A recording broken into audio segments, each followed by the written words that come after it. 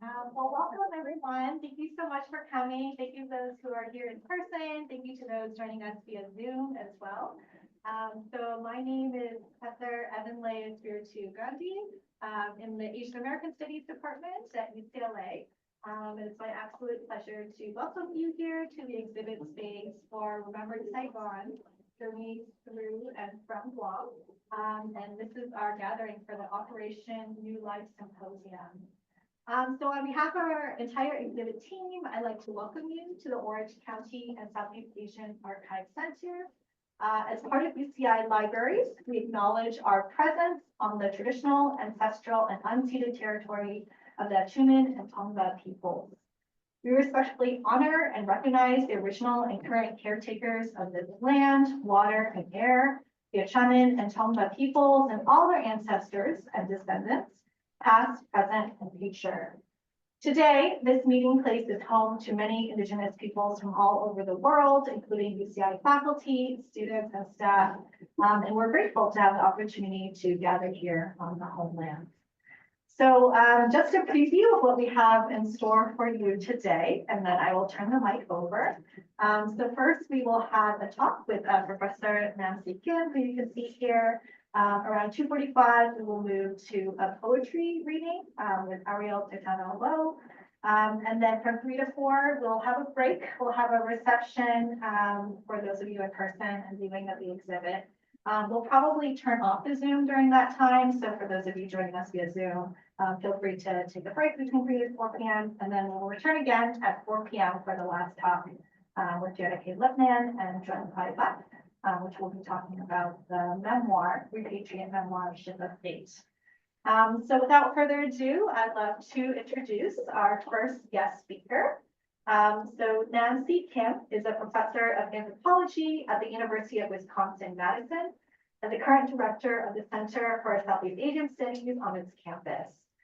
As an anthropological archaeologist, he has worked extensively in Vietnam and Guam settlement near modern-day Hanoi, which has been featured in his book, The Origins of Ancient Vietnam, which was published in 2015. So today, Nam will share how his own family's refugee journey from Vietnam through Guam informs his current anthropological research on Operation New Life.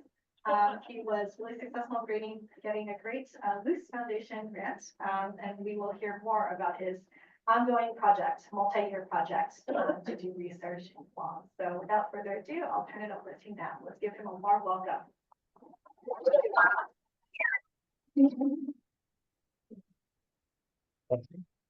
Can you hear me? Okay. Thank you so much, Evan. And I want to thank you, UC Irvine, Chin, and the Southeast Asian Archive for the invitation to speak here today, and to everybody in the room. It's an honor for me to be here today. It's a privilege to be able to talk about my experiences, my family's experiences. So Evan had asked me, this is a new presentation for me, by the way, so you're all guinea pigs. I hope you appreciate that, or maybe you won't appreciate it. But there's kind of an overview of my parents and their life histories, respectively, both in Korea and in Vietnam. And then our combined journey together as refugees, as part of Operation New Life. So that's the sort of beginning point. I'm going to share with you anecdotes and also a little bit about how my professional career has been impacted and shaped by these experiences, and how vice versa. Now, my interests are moving forward in the sort of intellectual capacity in coming back to explore these histories.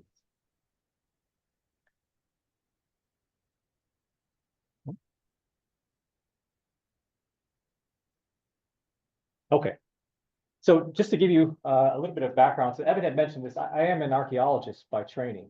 I'm at the Department of Anthropology at the University of Wisconsin-Madison, and I have a couple of major research interests that have guided my work over the past couple of decades. I'm very interested in ancient civilizations, forms of complex societies, early forms of urbanism in different settings around the world. And when I started in this field, I actually got into it because I was interested in conflict and warfare. So organized violence as we might see it in different shapes and forms throughout the history of the world. This interest is what got me into the social sciences in the first place, and I don't think it's an accident. that our family history and how our lives have been affected, sort of shaped and informed and influenced the kind of career choices that I've made over the years. This research interest, it looks at collective violence as we might see it in historic, modern context, but also in prehistoric context, where the only information we have available to us to access would be archaeological. So trying to figure out the different kinds of contexts for organized violence in the human past, whether it's related to political change, economic ones, or ideological ones.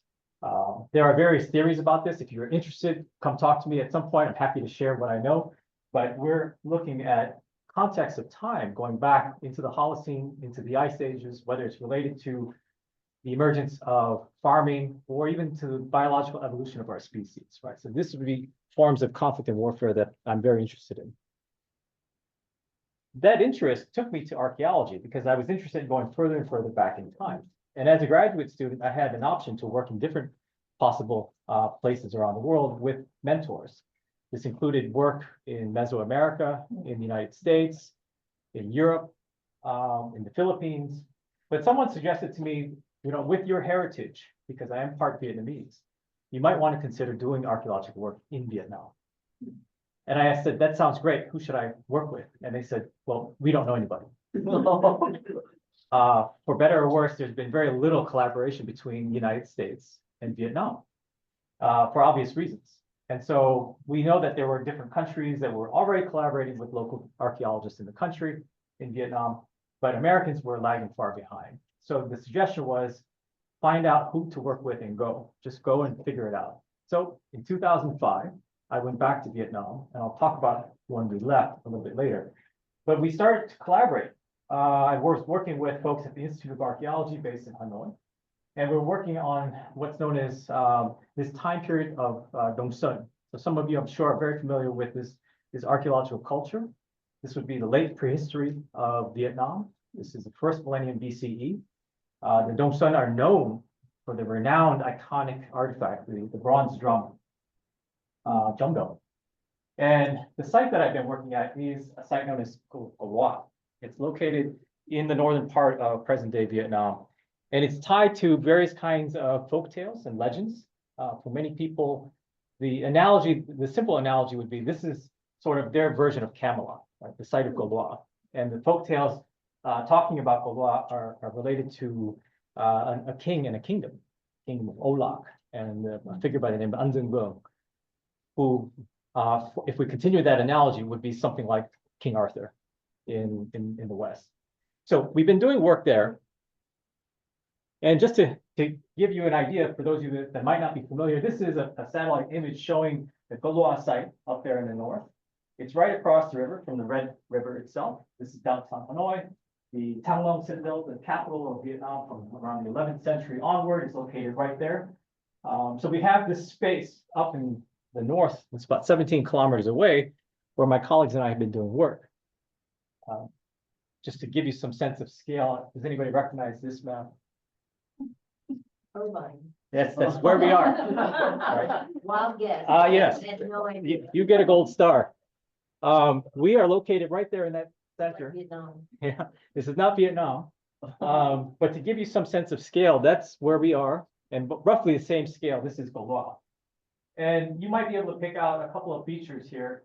There are the outline of earthen rampart enclosures, these walls that exist. There are 3 that we can still see that are standing today on the surface. But we know that the legends say that there were up to 9 different walls at the time. It is about 600 hectares or 6 square kilometers in size, which is massive.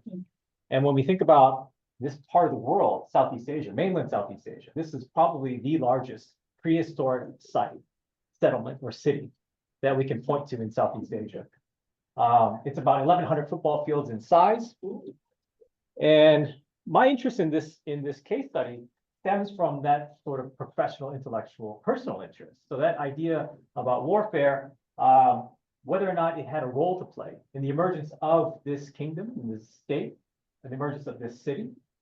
We know that these walls operated as fortification features, this monumental system of defenses. And so that's been the ongoing kind of research interest for my colleagues and I. And we've been working with researchers, both from the United States, as well as other countries, as well as local communities in Vietnam, in the Đông Anh district at the Co Loa commune.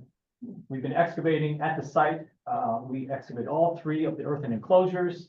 Over the last couple of decades, we've been doing remote sensing work and satellite analysis, looking at artifacts. So all this work is ongoing, but it has been informed by my personal heritage. I want to move into the next part of the talk, and this is not Vietnam. I'm sure some of you may recognize this. We are in Cambodia. This is Siem Reap, and that's the Bayon Temple. And we are looking, of course, at some of the towers with the faces on the towers. I have this here as just to invoke this idea of a frame or an aperture. So I'm an anthropologist, I'm an archaeologist, and I'm not really well versed in the space of critical refugee studies. So I play one in this room for now, but I use the work of others as sort of a starting point and as inspiration. So I want to go to this particular volume and our colleague and talk a little bit about this idea of a framing, of aperture.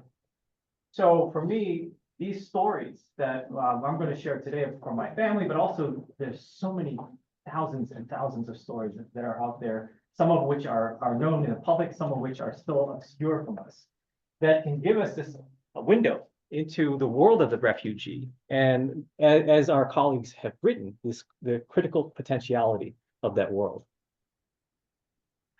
So going back to the old countries that across the Pacific, this is a photograph of my mother and father. This is 1973 in January. This is their wedding day. And so we have this sort of mixed heritage in the family. These are two folks that under normal circumstances probably never should have met.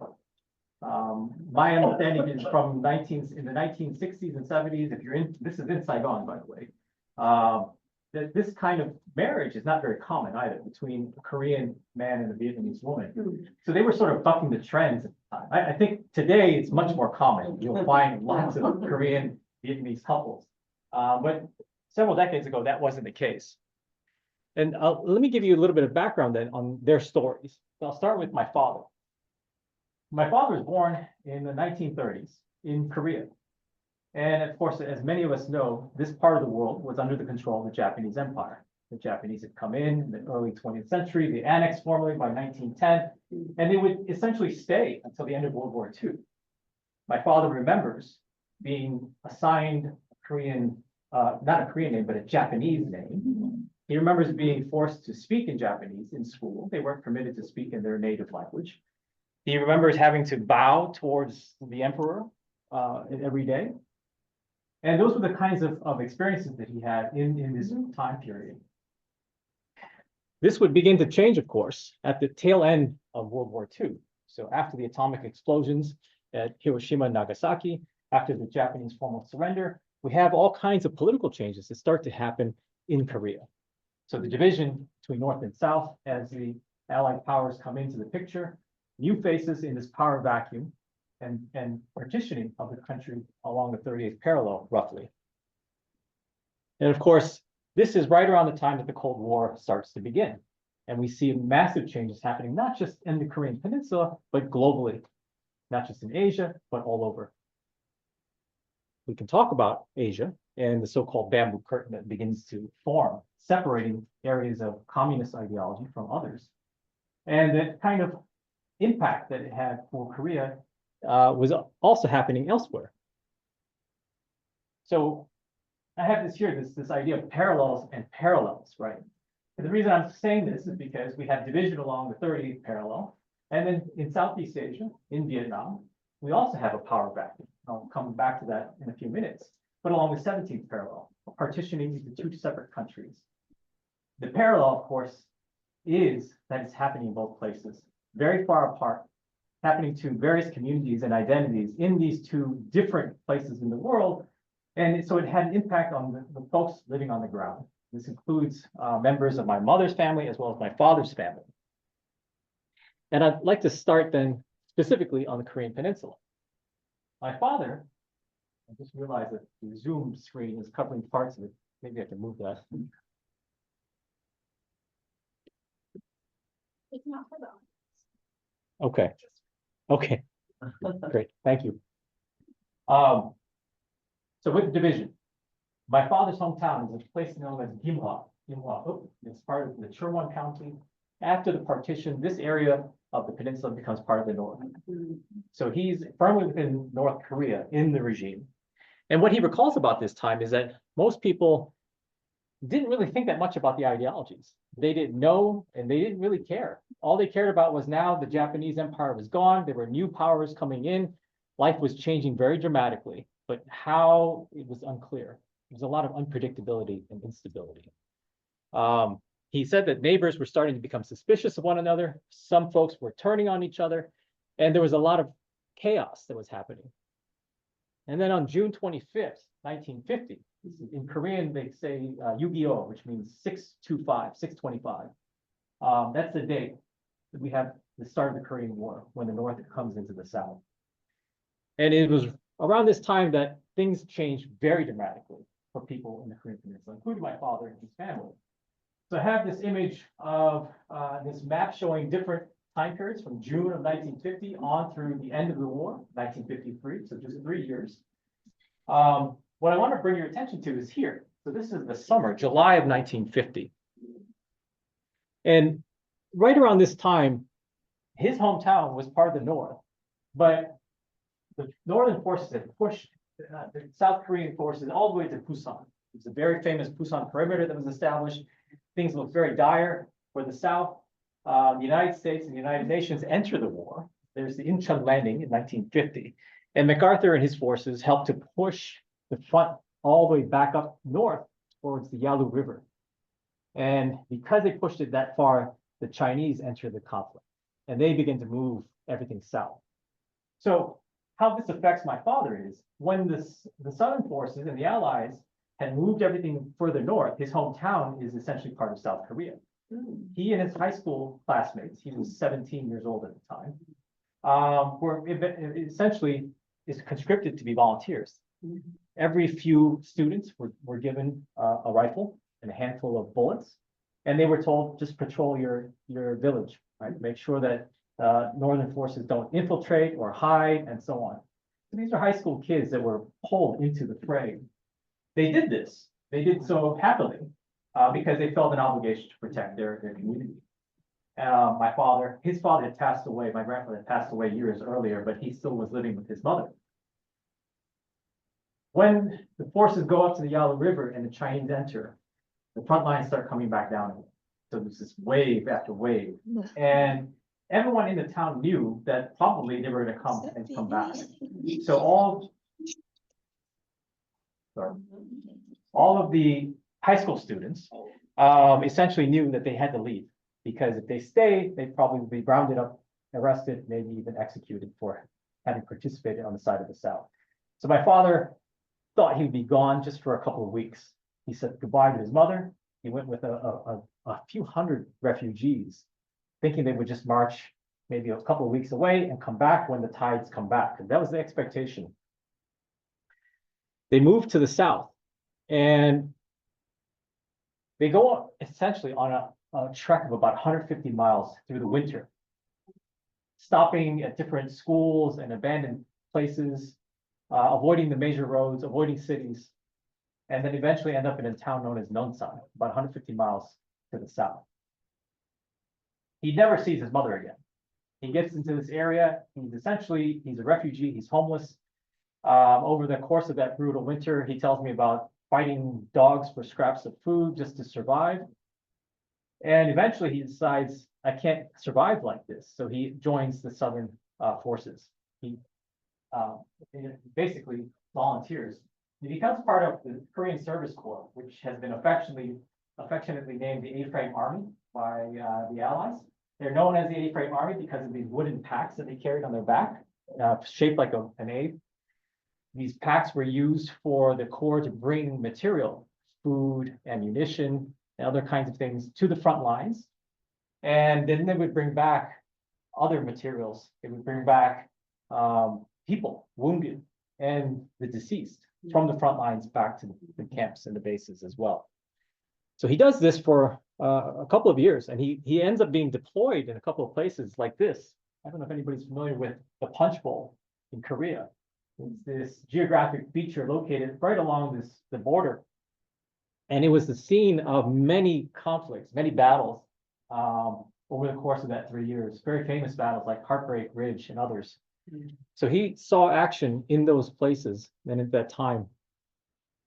This is today, it's on the South Korean side in the demilitarized zone, and you can visit it. But in 1951, 1952, it was the scene of a lot of conflict. My father remembers going up and down the hill. Sometimes he'd go up to the top, and there'd be U.S. Marines who were tired of firing their weapon. They would ask him to take the gun and fire into the air, just so that the shots keep going. He remembers bringing wounded people down, Americans, for instance, but there was a language gap between them. And a lot of the times he mentioned that they would hold their guns pointed at the Korean Service Corps because they were afraid that at some point they might just, it was too heavy, they would leave them to die. So they'd be held at gunpoint as they were bringing people back down to the base. But he serves along the front lines here at the Punch Bowl. He's here, and by 1950, late 1952 or so, in a different place, he's wounded during an explosion. He has shrapnel that it gets hit, implanted right in his forehead, and he's released to the hospital. He's there for a few weeks. He's discharged. They told him his service was done. He was free to go home, but he decided he was going to go continue because he wanted to see it through to the end. So that's his story in as a refugee in the early part of this history. I want to move to the other part. So in the parallel, we go now to the 17th parallel in Vietnam. And many of us in this room are familiar with this history. So we know after partition, we have the French coming back after the end of World War II to press their interest once again. We have the start of conflicts.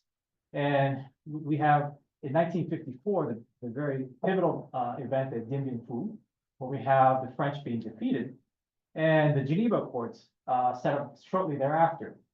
So it was right around this time that my mother's side of the family is affected as well. So let me rewind the clock a little bit. This is a photograph of my grandparents, my aunt and uncles as they were babies. This is just a few years before my mother is born. This is in the 1940s in a town known as Baitook in the province of Thanh Hoa, up in the north. My grandfather, my Omnoy, my mother's side, had worked as an interpreter. He was very well educated, could speak French, so he worked as an interpreter for the French. The family was Catholic. They lived in this area. And after the French begin to come back into the picture at the tail end of World War II, there's conflict and there's fighting here. My mother was born in an underground bunker as bombs were being dropped by French warplanes. My mother tells me that her father cut the umbilical cord with a bamboo stake or knife. This was the condition in which she enters the earth in her life. So this was in 1947. Within a few years, right? This is now they've moved from Thanh Hoa to the province of Ninh Bình, mostly because they were trying to get to areas where they could more freely practice their Catholic religion. So they're in this area known as Phat Siep. I don't know if anybody's familiar with that area. There's a very famous Catholic stone church in Phat Siep in Ninh Bình. And this is a photograph of the entire clan. This is in the 1950s, and my mother and her family would leave shortly thereafter. Okay. And in 1954, when the Geneva Accords were signed, there's my mother there. She's about, I think, 7 years old in that photograph. But they escaped to go to the south. And at the time, my mother doesn't remember being told anything. They didn't want her to tell her friends that they were leaving. They left because they were told in very clear terms that my grandfather's name had appeared on a list because of what he had done in his career, and that if they didn't leave, they probably would be killed him especially, but probably everybody else. So they left everything behind. They donated it to the local convent, and they left. She tells me they found a passage on a vessel like that. So that's not the actual one, but I have it here just to give a sense of it. And that was their opportunity to move south into Saigon. So this would be now moving forward in time. We're getting to the 1960s. My parents meet in Saigon in 1967. So you might be asking how my father ends up here. In the 50s and 60s, he starts working in business. He and some high school friends formed this company. They started selling artwork and other kinds of materials in Korea at American bases, but then they decided to expand their operations to other places, including Vietnam. So he goes to Vietnam in the 60s with this operation as part of this business. I still try to figure out from him what compelled him to go from his experiences in surviving war to another area that was going through war. As far as I can tell, his perspective on this was he had survived in conditions that probably he should not have survived. So he was living on house money, for more better or worse, and he wasn't afraid to go. But he finds himself in the middle of another conflict. He meets my mother in 1967. She's working as, she's a grad student. She's getting trained to become a teacher. And he's working in his company, but also he starts to get attached to American bases in Saigon and in the surrounding area. He then gets connected to the Korean embassy. That's my father in a black shirt at the Korean embassy. And he starts working as a photojournalist at the embassy. They meet in 1967. They probably don't want me to share this part of the story, but I will. Actually, she applied for a job with his company. She responded, her classmate responded to an ad for a job opening. They started working for my father and his colleagues, and they were very bad at the job. So they ended up losing their job. It was supposed to be a temporary summer job between school years, but they then either can't remember if they were fired or they quit, but they no longer worked at the company. But my mother and father stayed in touch, and they started to date. He tells me it took 4 years before her family would accept him. And the reasons given: A, he's a foreigner; B, he's older than her by about 15 years. Wow. And yes, and C, this was, as I mentioned, an uncommon kind of pairing. And D, he was not good looking enough. For all the reasons. Anyhow, they finally realize that these two are not going to leave one another, that they give their blessing. They get married in January of 1973. And then I'm born in January of 1974. We fast forward to 1975, April 29th. So as all of us know, this is the day before Saigon is taken and the country is toppled. We have chaos throughout the streets, throughout parts of South Vietnam. And it is on this day that my parents, actually a few days leading up to this, there was a lot of hand-wringing and doubt, skepticism. Should we leave? Should we stay? What are our options? My mother is the youngest in her family. She has 5 older brothers and an older sister. And she did not want to leave. She did not want to leave her family, her home, everything behind. But at some point, my grandparents convinced her, with the newborn and with a chance to go, because my father has his Korean passport, he can evacuate, you should leave. But by the time they make that decision to leave, it's too late. They go to the airport. We go, I should say. I was carried. I don't remember this, but we go to the airport. We're turned away at gunpoint.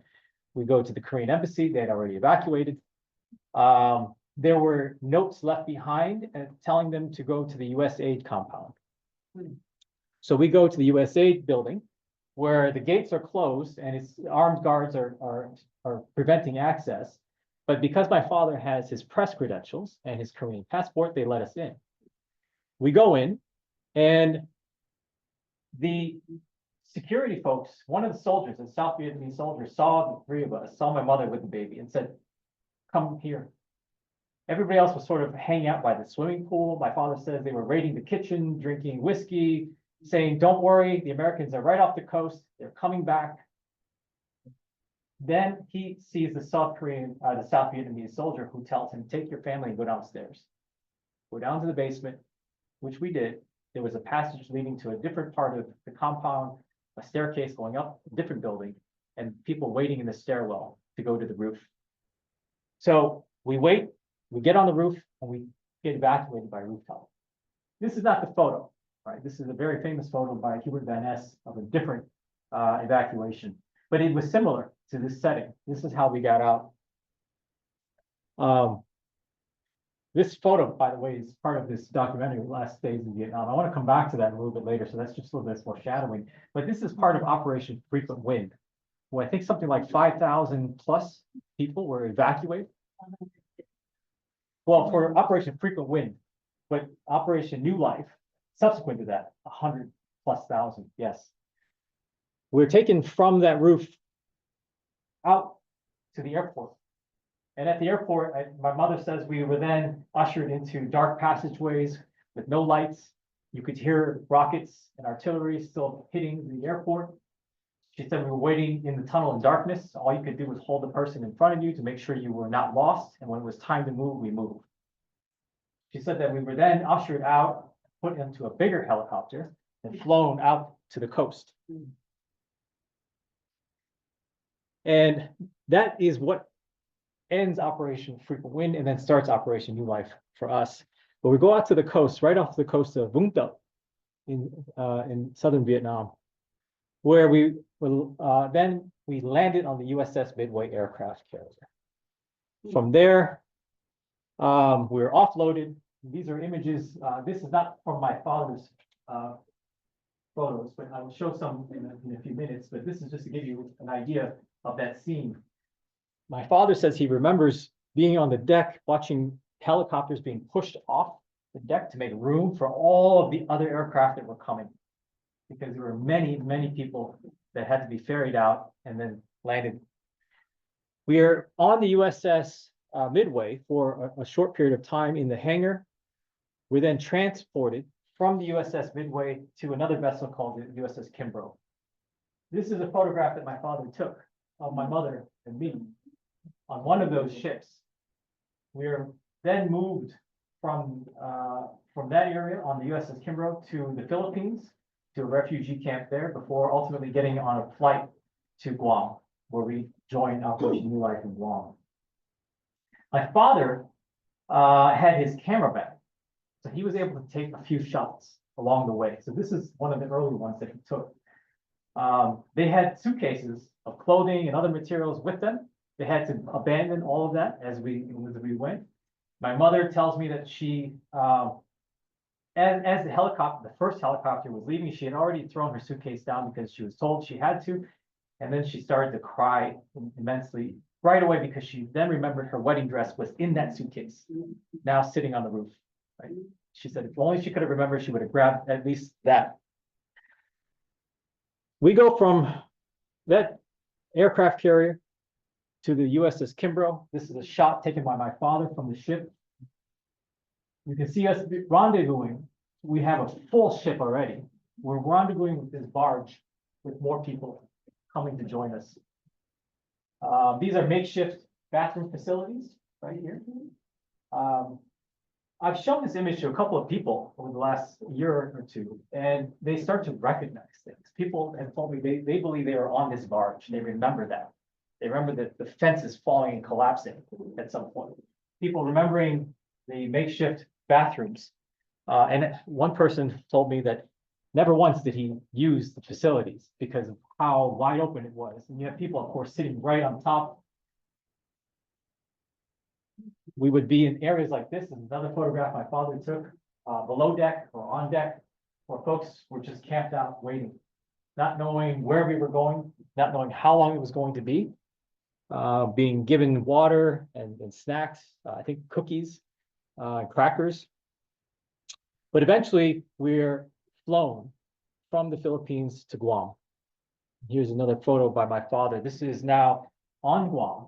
This is at Orodi Point, tent city. So this is, as far as we can tell, sometime in May. We don't know exactly when.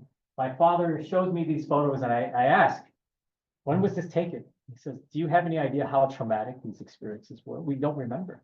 We don't remember how long we were there. We don't remember what day of the week or any of these details. And as a researcher, you might imagine, I want to get things right. I want to know as meticulously as possible what the details are. But we don't have that luxury. But we do have these photos. So here's another image at Rhodey Point taken by my father. There we are again, my mother and I, in the background there. She describes to me how we waited every day for hours with our suitcases ready to go, just in case our names were called. It was our time to move. We didn't know if we would be moved off island or if we moved to another place on the island.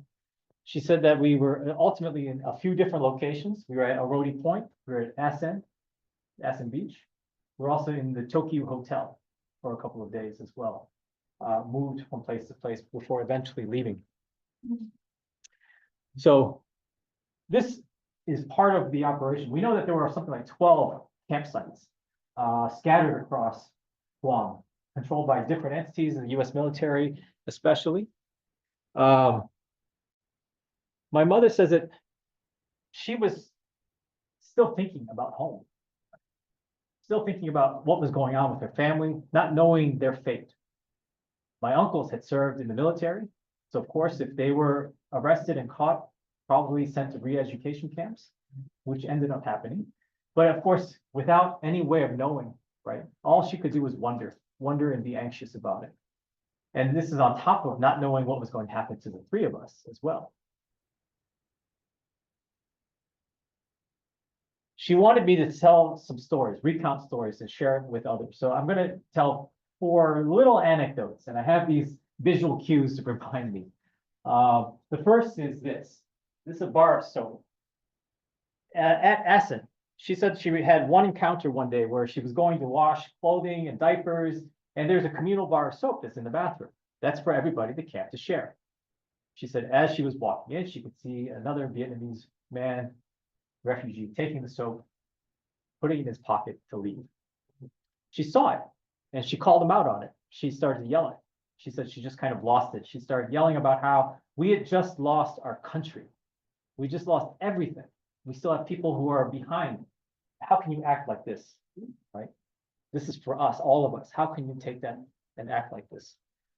She remembers when we were transferred to the Tokyo Hotel. Actually, my father has a different story than my mother. His story is a lot more jovial. He says, as soon as we entered the air conditioning, I started to go to the bathroom immediately with the cold temperature. It was chaos, and that's all he remembers from this hotel. Having to change my diaper. My mother remembers sitting on the balcony. We had a room that we shared with a couple of other families.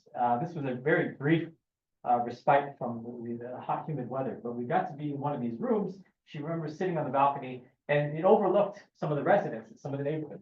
She saw into the backyard of one of these families, a few people sitting around chewing betel nut, and it reminded her of home, reminded her of her family, her parents. She started to cry uncontrollably, but obviously all of these experiences still continue to reverberate for her especially.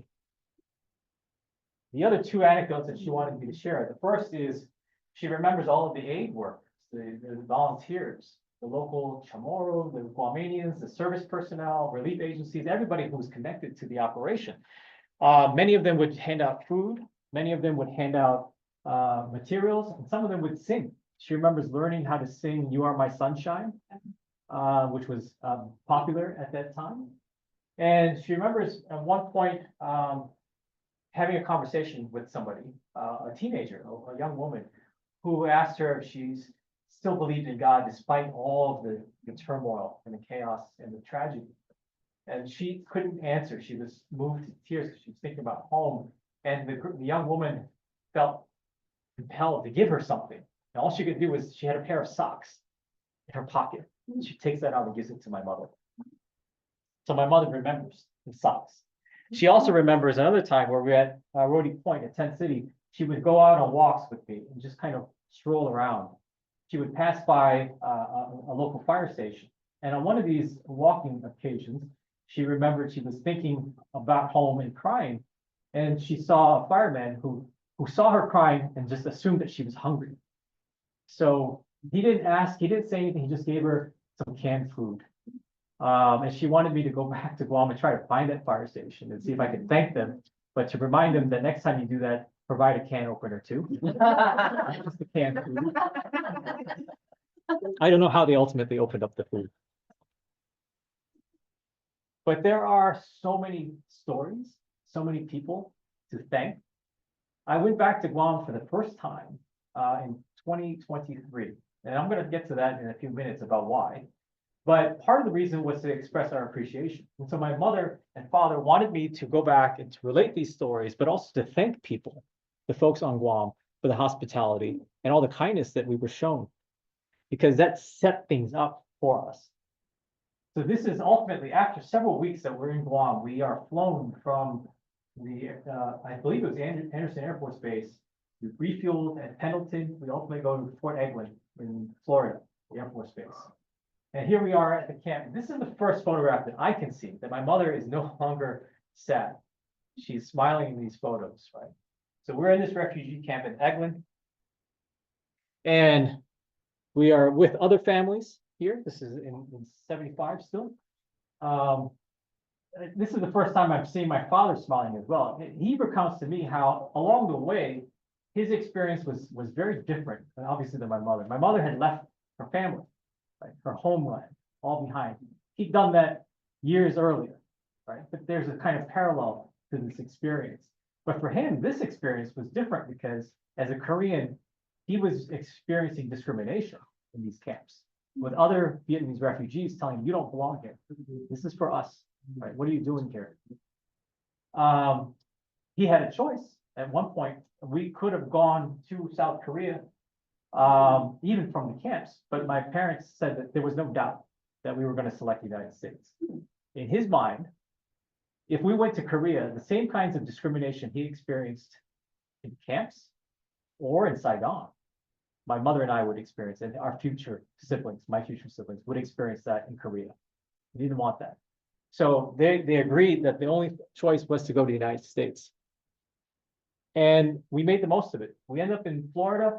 We go to North Carolina, we're in Durham for a couple of years because my mother's classmate had married an American soldier from Durham. So we were sponsored, we go there first. And then after a couple of years, we decided we needed to be in a bigger environment, a bigger urban environment with more folks from Korea or Vietnam to help set up. And so Chicago was selected. This is my father's photo business. He opens up a photo studio on Lawrence Avenue in Chicago. I don't know if anybody's been to Chicago. There's a stretch of Lawrence Avenue on the north side of the city in Albany Park that's been renamed Seoul Drive. The reason it's been renamed is because of all the Korean businesses that opened up. His was one of the first to open up on that stretch. And his work has actually been very successful. So here, that's my mother and father. That's my younger brother. That's him with the late mayor, Richard Daley, the governor, Senator Kennedy, and others. Here's another image of him with the late Senator Paul Simon. He started taking photographs of political functions around Chicago. He did weddings, he did passport pictures in the studio, but he would go out to political functions. And the reason they're together is because he took a photo of the late Mayor Harold Washington in Chicago at a Korean American festival. The photo has Senator Simon and Harold Washington in it. That photo got inducted into the DeSalvo Museum of African American History in Chicago on the south side. And so at the induction ceremony, Senator Simon comes to say hello to my dad. But his career really shines in Chicago. And this helps us to adjust to life, our new life in the United States. And I want to talk now a little bit about positionality and identity. With that sort of backdrop in mind, this is an image of me, 1987, at the age of 13, going to Korea for the first time. My father takes me, I used to compete in table tennis. I was actually Illinois State junior champion a long, long time ago. I thank you for the applause, but I'm not that good. Anyway, he took me to Korea to train.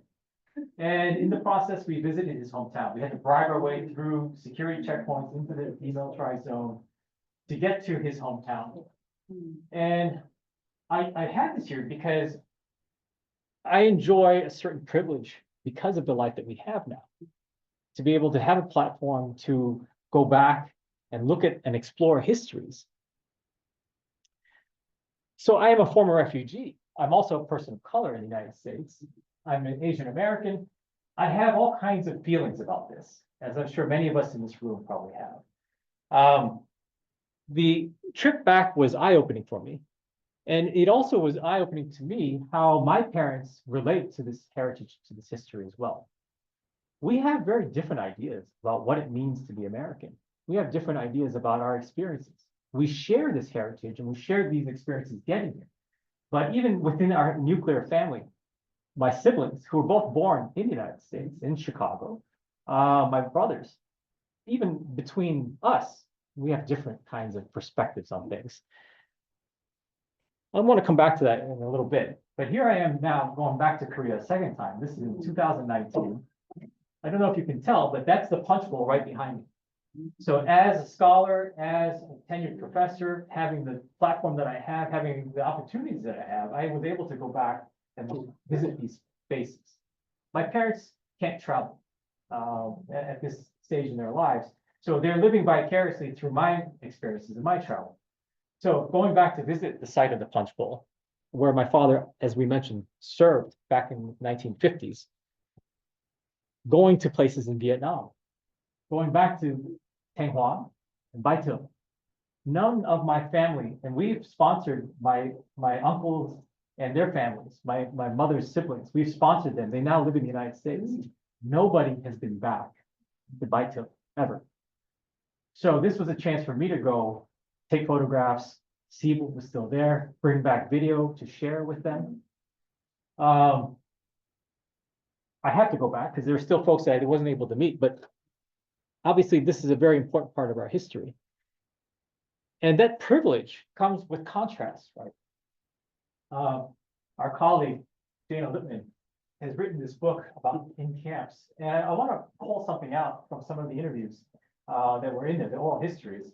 And there's this kind of contrast between some of the folks that were in the camps, some of the younger folks, well, the older generation, about what they felt in their time in the camps. The younger folks were able to experience this exotic place. They were free from school for a little while, maybe experiencing the beach and the ocean, where some of the older folks might, like my parents, were very concerned about their loved ones and about our uncertain future. Some became very fixated with these experiences, and it speaks to differences by generation, right? By this sort of contrast, and some who actually had a very strong view about the U.S. role in all of this and how they felt abandoned by the U.S. government. This takes me back to why I named this talk Resettled and Unsettled, because in many ways, these conflicting feelings that I have contributes to this idea of being unsettled, even still.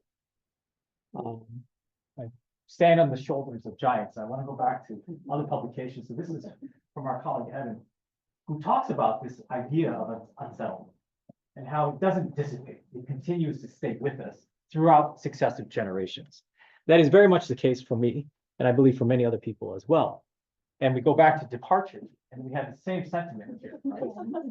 Unsettling us throughout time and space, even though we have been resettled, even though we have this privilege and this new life in the United States and our adopted homeland.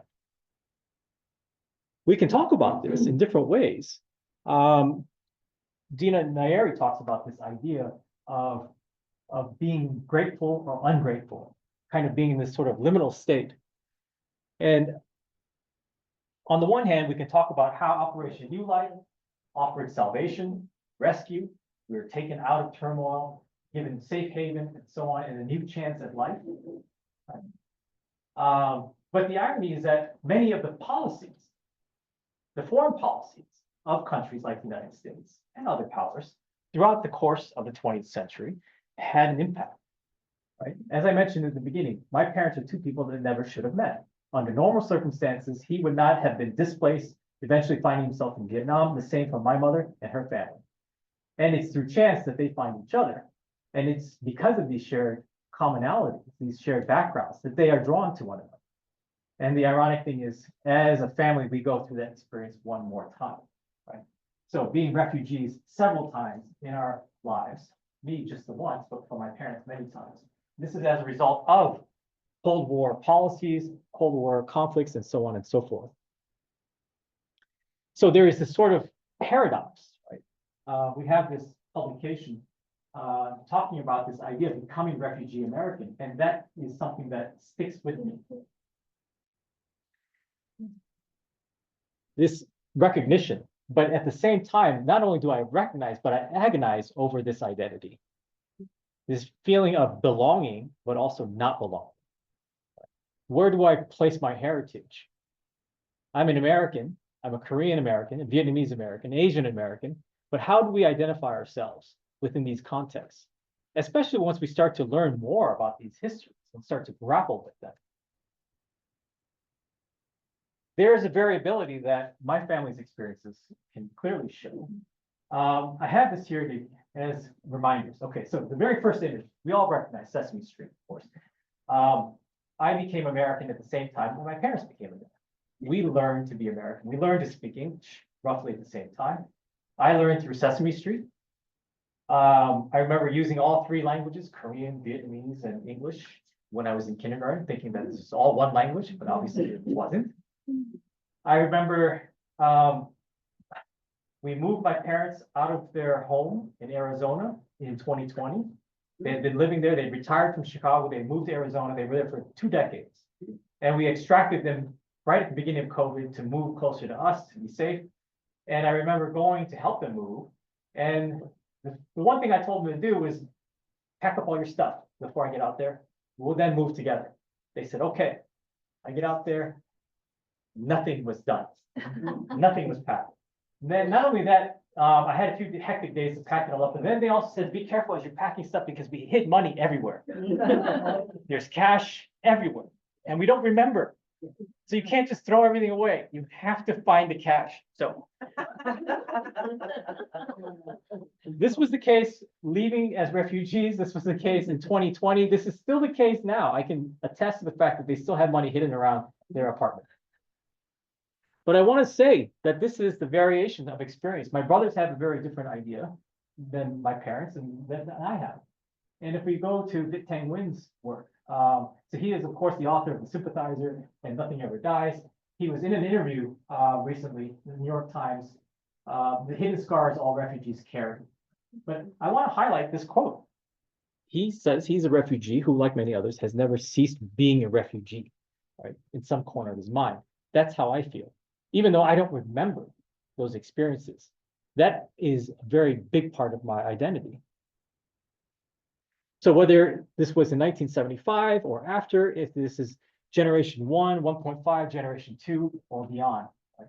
These variations of identity, feeling like we belong in this country, in some cases, depending on the political climate or depending on where you live, feeling like you do not belong. Right? There are places in this country that I don't feel comfortable traveling to for obvious reasons.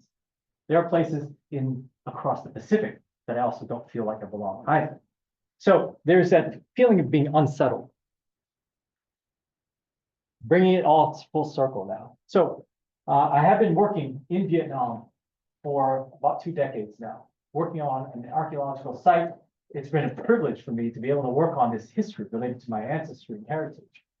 And when we think about heritage, the OED defines it as objects and qualities such as cultural traditions and buildings that are passed down right through the generations.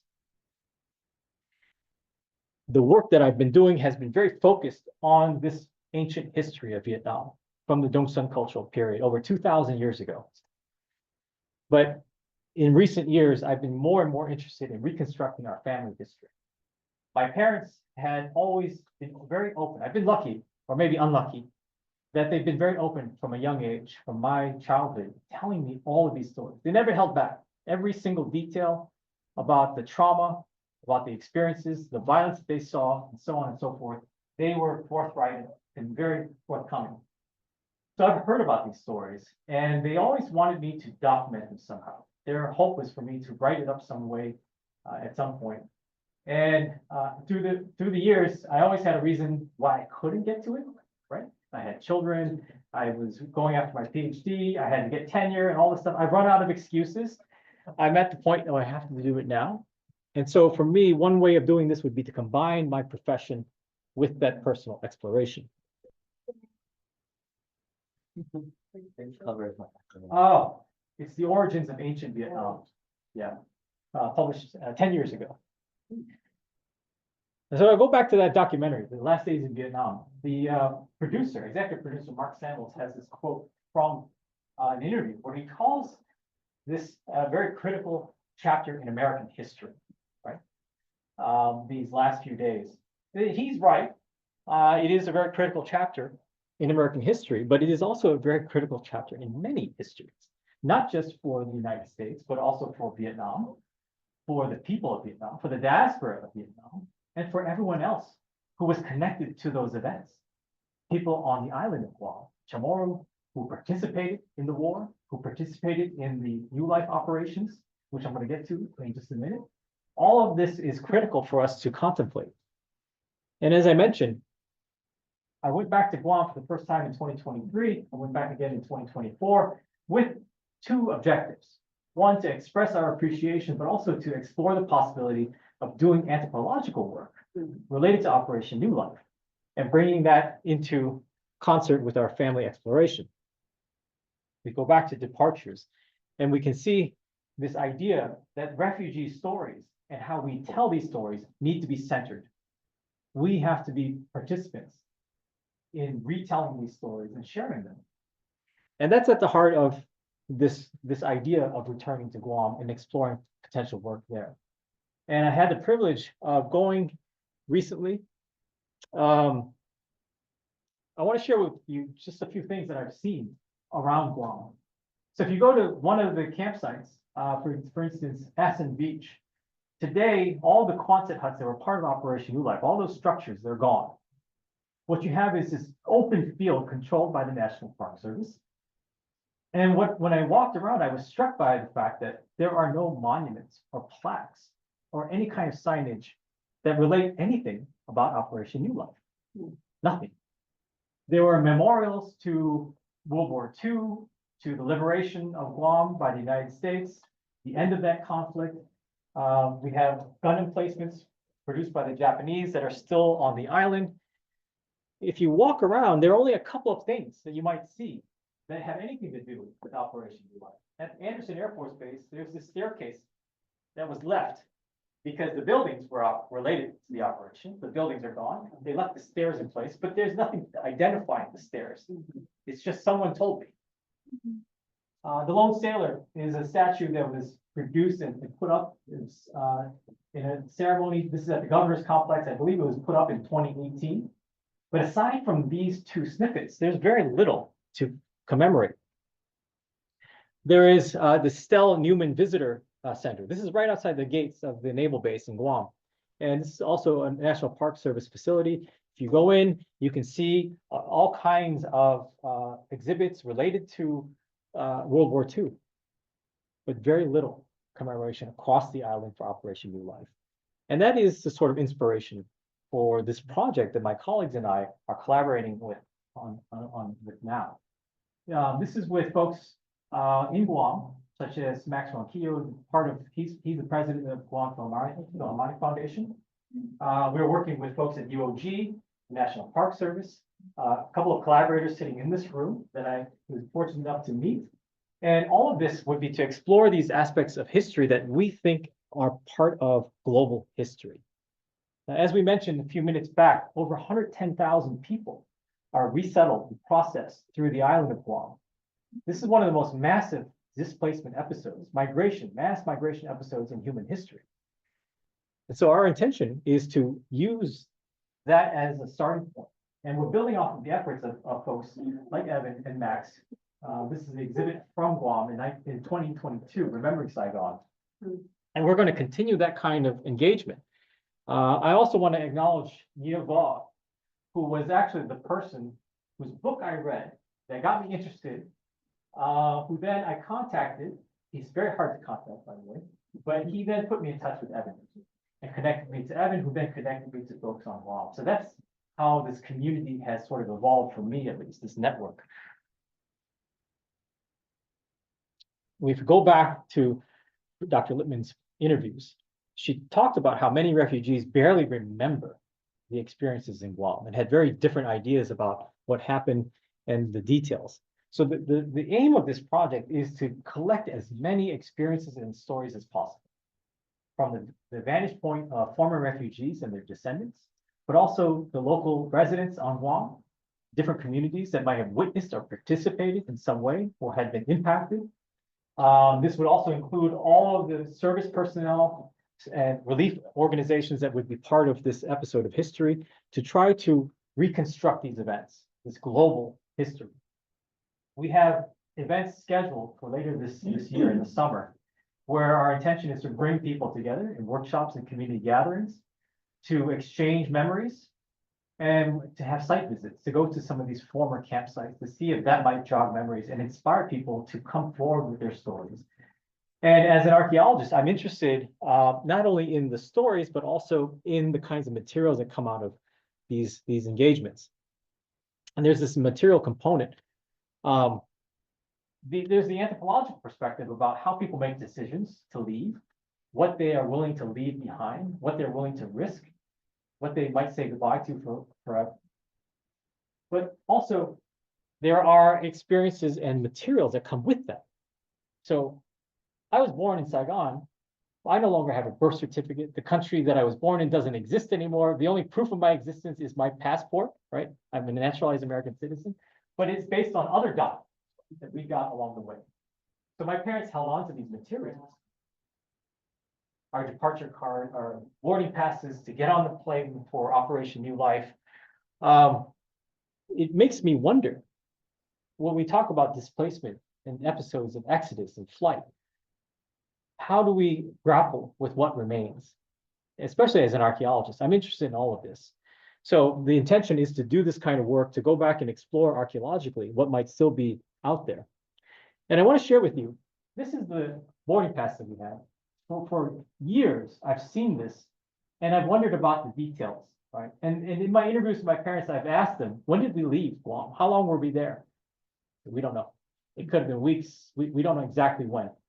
But in my research, I came across the U.S. Army's after action report, and I was able to cross-reference the flight number with the flights, the dates. So I know exactly what date we left and at what time we left. And it's all because of this research. And this research is ongoing, and it brings to mind how many more stories are still out there, how many artifacts, family heirlooms, photos like we have. There's an exhibit in the back that has a poster showing some of our experiences. And in that exhibit is some artifacts that our family has in our possession. There's my father's camera is back in that glass case. We have South Vietnamese currency that's also on display. But these are the kinds of materials that makes us wonder, right? How many stories are still left to be told? And how do we preserve this history for future generations? So this new project that my collaborators and I are embarking on seeks to bring all that together as much as possible. So I have this here. There's the URL, onlguam.org. If anybody in this room has a connection or knows of people who has a connection, and the connection can be very direct or very indirect, please let me know. We'd be very interested to hear from you. And I just want to wrap up. So as an epilogue, as I was doing this research a couple years ago, right before I went to Guam for the first time, I started to contact folks. And I remember reading, I didn't know the answer to this question, but I was curious, where is the USS Midway now? And I'm guessing many people in this room know this, right? You live in California, you probably know that. I live in Wisconsin, I didn't know that. I found out it's parked right off the coast of San Diego. I also found out there's a library and a museum. I contacted the librarian and said, hey, I was on that ship. You might not believe this. I was there in 1975 as a baby. Do you have any archival materials that show the Midway's role in New Life? And he started to pull materials together, and he said, well, in the meantime, you should check out this website. So I looked at this website. It's a site maintained by a Navy veteran who lives in Minnesota, I believe. But he's got photos from the Midway throughout U.S. history. So I went to New Life. I started clicking through the photos, and I'm just hoping to catch a glimpse of anything that seems familiar. And as I was going through, this image popped up. That's me. That's my father. I believe this is my mother here. And that's his camera bag. I know that for sure because we see it in other images. I was struck.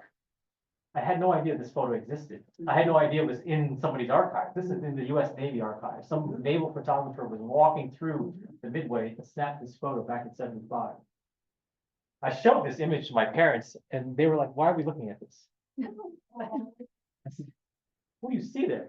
And my dad's squinting at it. He's like, who is that? And my mom says, I don't know who that is, but I recognize you. That's my baby. Yes, that's me. And that's dad. He started to recognize it once he's like, oh yeah, that's the shirt I was wearing. I remember that. Yeah. That's what he remembered. So today's Wednesday, Monday, I drove down to San Diego. I visited the USS Midway for the first time since 1975. I met with the librarian, Phil Eakin, who showed me around the ship. It was a fantastic experience. And I don't know if you know this story, there was a Vietnamese pilot who needed to land. He had his family in the plane and the deck was full. And they told him to land the plane in the water. He then dropped a note saying, I can't land in the water. My family's on the plane. I need to land on the runway. So they started pushing helicopters over. He ends up landing. That's the plane. So here you can see a placard. It shows his handwritten note. But as I was walking around, I noticed something. Right there, that yellow circle. That's the picture. Not only did I find it on somebody's website, but as I was wandering through the hangar bay, I realized it's on display. Our names are not on there. We're anonymous. It just says refugees. But that's part of the inspiration here. How many other stories are we still missing that many of us may be connected to and we don't know about? And that's the hope. As we wrap up, this is my folks today. This is July of 2020. This is the height of the beginning of the pandemic. No vaccines yet. They were living in Arizona. I mentioned to you this very complicated extraction plan. Of course, they did nothing when I got to their house. We spent a frantic week getting them packed up, getting the house sold, moving them. We didn't know if we should drive, ride on the planes, what kind of mask should we wear. We end up going on a plane. We get all the way out to Milwaukee. We then drive from Milwaukee, hour and a half to their new home, the apartment right by our house. We arrive around midnight. And I remember vividly pulling into the parking lot of the new apartment, and I'm exhausted. And I just hear them laughing, uncontrollable. And I remember asking them, why are you laughing? There is nothing funny about any of this. What's is so funny? And they said, we're laughing because 45 years ago, we carried you out of danger. And you're now finally repaying us, carrying us out of danger. So with that, I'm going to conclude, and I'm happy to answer any questions you might have about this. Thank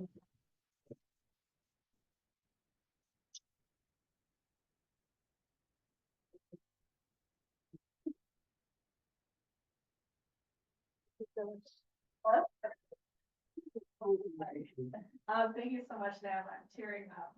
I know we had talked about your film story a couple of times, but it's so wonderful to see just the past couple of weeks. The leaps and advances, and I'm so excited, to see this project unfold. We have about 15 minutes for Q&A, so I will go ahead and pass the mic for those in the in-person audience, but we also encourage folks to type in a question for those of you on Zoom, and we will also be monitoring the chat. Yeah, it's the waterworks. I have to dry up a little bit. Thank you so much for your work, Professor Lowe. It's just, I was 6 years old. We were probably sharing circles at the USS Midway in Guam. I just want to say that I want to really support your project because it means a great deal to many of us. I returned to Guam as a physician from 2003 to 2004. It's a wonderful place. The Chamorro people are phenomenal, and I know the governor of Guam. I know a woman who runs a nonprofit. Leon Guerrero is the governor, and Carlotta being Guerrero would be a great helper. And I just remember the reason I went to Guam is my cousin is a powerhouse physician who owns a mega medical center. He was on Guam. His name is Dr. Hua. And he would be a great resource. Yeah. Because he has a huge family and he has made Guam his home and he's taken care of the Chamorro people for over 20 years. So Yeah. I think we can connect the dots. Yeah, thank you. Yeah. Thank you for those This is kind just comments. such important work and it means a lot. You were one and you are so committed to this storytelling and history reporting, and I was 6, and to this day, it's such an important part of my history. So whatever I can do to help. Yeah. Thank you. Thank you. I know your cousin. What? Yeah, I met him on my first visit. Because So this is- everybody knows him. Yeah, There are a lot yeah. of people, yeah. It's a small world. Yeah. Thank you. Guam was featured in the Guam-based version of our exhibit. Oh, there you are. Yeah. Thank you, Professor Nam. Thanks. If you wouldn't mind sharing your transcript of your speech, because I want to take that and just change some names. Because you on USS Midway, I was on USS Okinawa. You went to Port Elgin, I went to Port Chaffee. So there's a lot of parallels. Yeah. I'm just going to take your speech and just change it. Okay, yeah. The parallels and parallels. Yeah. Make it happen. Yeah. And then on the website, which I guess we'll take a look at, Operation New Life, would that cover like all the, there's a lot of logistics, all the USS carriers, all their lives, I guess RT Point Guam was kind of like central point. Yeah. But then there's a lot of different ports that people went to, so would it be more encompassing, or is it focused more on your path? It's, yeah, for me, everything's fair game. My family's journey is the starting point, at least for my personal exploration. But I would be very curious for the purposes of this project to branch out. This is sort of ripple effect.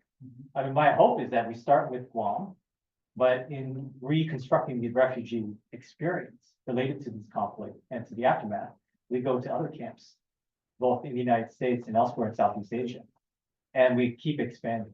So that's a very long-winded way of answering your question. I'd be interested in any aspect of that history. So if there are folks that have connections to other areas or other stories, even the Exodus part, please do reach out to me. Thank you. Yeah, thank you. But we're also recording these talks, so we're happy to share it with folks. Yeah. I think we're gathering details. I don't have a transcript. A lot of it was just from my head. But if we have a recording, I'm happy for that. We can Transfer. Yeah. On the recording. So we're gonna go to Zoom for a couple questions, and then I know we have. One question from Jacob Mills was, did you enjoy yourself in Guam? So the question is, did I enjoy myself in Guam? Yes, absolutely. It is a beautiful place, absolutely stunning. I'm looking forward to going back. And what was really wonderful about my visits there is how kind the local communities are. I'm repeatedly told, welcome home. You know, which is very special for me because in many ways it is a kind of home, even though I don't remember any of that. But to know that this was such a pivotal part of our family's journey. So yes, the answer is I definitely enjoyed visiting Guam. This is Professor Kim. Thank you for the story of your journey from Saigon to the U.S. It's very moving, and I'm curious. In 1975, we left Saigon to Vietnam, and Minneapolis. Jacob Mills said, "My mom's family is from Guam." That's why I asked. Okay. And then another comment from Una said, "I believe it's replying to the Guam question, saying I took to Guam as a child. I was 9 at the time." Oh, wow. Okay. Can I just make an announcement? The USS Midway is having a humongous 50th anniversary event. I believe it's. I think it's the 27th, I think. Yeah, Yeah, So it's open to the public, but it's kind of filling up. I don't know if you're gonna be able to do I won't be. I didn't know about it till Monday. it. I'll videotape it and I'll send it. Oh, to please you. do. Thank you. I think there was another hand. Here. I arrived to Guam at the age of 18, so Ah. I remember a lot. But I don't remember any of the camp. We landed to Guam before the fall of Saigon, like Okay. April 25th or 26th. And the whole place have no tent, just we sleep on the beach and we have the ocean and the sky. Yeah. As our sleeping place, but I remember the first things as teenager, of course, we are happy, you know, we're on the beach. Our parents worry, leave the worry to the parents. But the first week, I remember seeing an outdoor theater, big outdoor theater Yeah. on the beach, showing the movie called the Papillon. Oh, And that's the first time I sensed what's freedom. wow. Wow. Thank you for sharing that. If you're interested in participating in the project, I'd love to hear more of your story. I understand that there was an outdoor movie theater. I'm trying to figure out exactly where. I think I have an idea, but I'm still piecing it together. I would like to go back to Guam. It never occurred to me to go back. Yeah. Because I was there very short time and then we moved to Camp Pendleton. Yeah. So there's, as part of this project, which is related to not only collecting these stories, but preservation of the stories, but also helping people who want to explore that. So somebody like me, for instance, who knows a little bit about it, but if I go there for the first time, where do I go? What do I look at? I hope that through these efforts and through all of our combined efforts, we generate enough momentum and critical mass that we inspire people to make changes on the landscape and maybe put up more commemoration to document that history.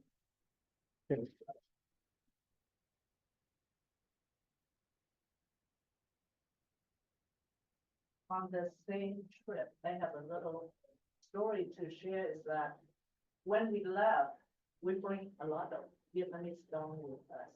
So our family, you know, 5 people with a bag full of stone. Yeah, So as we arrived to Guam, we know that the country is changing. So we said, okay, we have to hitchhike as teenager, me, my sister, and my neighbor. We take all those dong to the bank. As we walk into the bank and we say, oh, can I exchange this dong to American dollar? And the banker say, but there's no exchange rate. And I say, the last time we hear is $1 to 1,000 US, 1,000 dong to $1 US. We can exchange 10,000. How about that? She looked at us and she smiled and she said, but there's no exchange rate. Then we're all dumbfounded, sitting there, don't know what to do. She said, I have an advice for you. Keep it and use it as your wallpaper. That's your what? wallpaper. Because we Yeah. have $1 million. Yeah. It's big enough for Yeah, yeah. I've heard of similar stories. We carry cash as well, and I know different families carry gold as well. Yeah. Just by chance, I met Evan and she connected me to, Nam. And I just want to say that, you know, I remember so little. And I was the oldest sibling. And then as I was talking to my sister, she remembered all of these little details. I just remember chaos. I remember the beach. I remember a few things. But what I'm trying to say is, as you came here and listened to this symposium at this talk, I encourage you, because even in the same family, I think something happened to me. Something is really wrong with me after I hear my sister's story. Like, how can she remember? And she looked at me like, you're the oldest, you're supposed to remember all this. And we were only 2 years apart. I was 12 and she was 10. So I encourage you, especially this is an excellent way to honor your parents as well as your professional work and how you need these little details. And hopefully, like you said, it tied together. So I'm just hoping to get more people to understand. You know, I keep saying, oh, our story is not unique or not that interesting, but then somebody in the family has a better story. Everybody's story is unique. They're the same. Yeah, and it could be you had a lot of responsibility. I remember my older sister, she had to queue up and get the food for all of us, and she had to be like a monster, you know? Yeah. Mom. And I'd be just like, oh, food's here, you know, but she had to stand in line. Yeah. Yeah, and like, you know, people are stealing soap, people can act ugly in Yeah. a mom situation. So I think maybe to Kathleen, you had to do a lot, and so that's traumatic, and maybe that's why you don't remember, but maybe we go back with Nam, it's gonna be pleasant, all of the memories are gonna bubble up because that Yeah. happens. Yeah. And Taki's story and her father's story, Twin Lands, is also featured in that one. Any last questions or comments?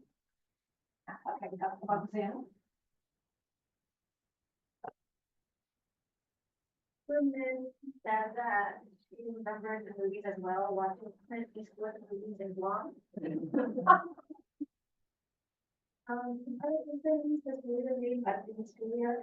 Also, I'm being to a so beautiful white sand, lots of palm trees. And then Sam says, thank you so much for the opportunity for inspiring the story. My parents also kept lots of cats at home, by the way. Your parents live well, a remarkable couple. Thank you. I have a question, how did they tell each other? That's been a question that's been, yeah. So it's been haunting me as well. As far as I can tell, my father probably spoke more Vietnamese at the time because he was there for several years. So I would be surprised if he couldn't. I suspect that they were able to communicate through some combination of English and Vietnamese in the beginning. If you listen to them talk now, they use all three mixed together. But that's as far as I can tell, and that's how they can't remember exactly. They don't know, but I think it was. So what do you call that? We call it Vietglish, yours is Viet. I don't know.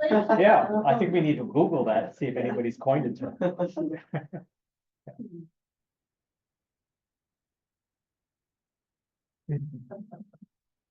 Yeah, my wife is Korean American. She was born in Seoul. She also came at a very young age. And when she hears my parents talking, she says, I can pick up 2/3 of the conversation. The rest I just put together through context. All right, so thank you so much. Let's give Nam another.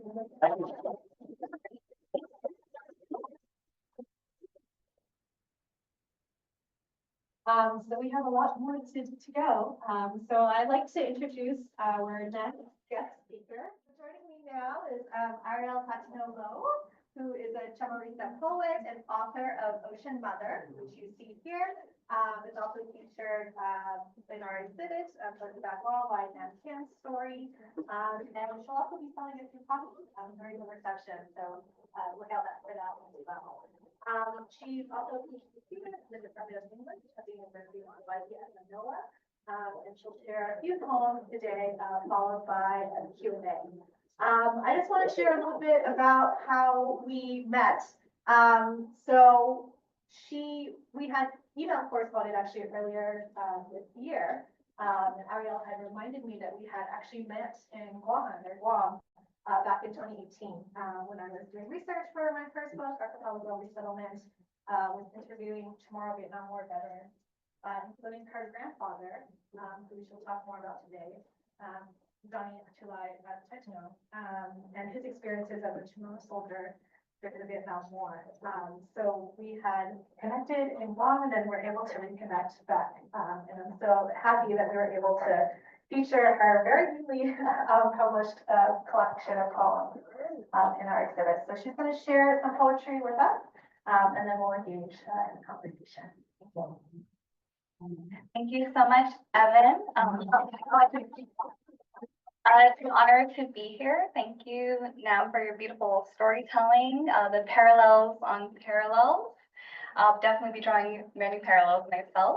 And you'll hear some similar names in this first poem I will read, titled Ocean Mapping. It's the first poem in my collection. It is my love letter to my home island of Guam, specifically to my birth sands, which is actually just a 5-minute drive from Asan Beach Park, and shares the same bay as Oroti Point, where Nam's family first touched down in Guam. Ocean Mapping, Apapa. Kusienti imangla kinanitasi kita Apapa. I bear myself to the shore of Apapa, soles of my feet in coral, born sand, ocean, water reverberating. Deepest resonance binding me to shoreline, wave seeping into both sand and skin, palms open facing the sea. I pull ocean breeze into my lungs as ancestral breath. Manglo, the wind, gently tosses and combs through my hair, an ocean mother's fingers. Guahan, inward curvature, limestone waste, reef extends once again, outward curve to form nestled bay. West side, crescent coral habitat, rich fishing grounds for Mamulan, Alo, and Batagui, coral homes to schools of Palaxi of every color, swimming in spirals. Hagen, surface, and Gaga glide across choppy, sapphire blue, white speckled waves and swells. Feet in the sand of Luminau Reef, smooth pieces of shell fizzle upon a bubbling spring. Mungla, the wind, brushes across the bridge of my nose, around my cheeks, into the strands of my hair. Gitapsup Unai, the place where the waves tumble and suck up the sand upon an ever-shifting harbor tide. The top left crescent peak curves Lagu into Philippine Sea, an upper torso of Apapa. Luminau Reef to Oroti Point, protruding bottom curve, playing in the crescent moon bay, ancestral waters. Sumai greets us across the waterway, the view from Luminau, a place of remembering. Atsutasi, coral mothers teach us through ocean understory to blossom amongst the coral beds, steadfast in substrates and take in the sunlight. Who will teach us the ways of the ocean if not our mothers? Huntan washed ashore, I am born beached, sprouted, salt-watered, ocean roots into island I have become, always becoming this place, will always be the seed. Itasi giza Apapa hapulanzu, the ocean at Apapa, she raised me. Since 5 years old, napping in coral-born sand, ocean water reverberating, rocking me against a tide pool cradle, the sounds, a lullaby.